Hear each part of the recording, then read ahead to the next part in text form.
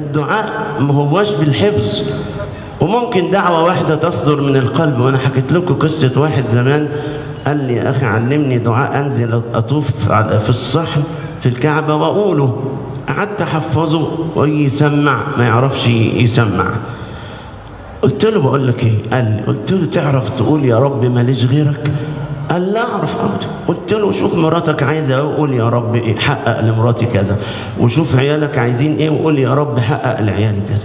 ونزل والله وأنا خدته معايا وطفنا بالكعبة وقعد يقول له يا رب ماليش غيرك.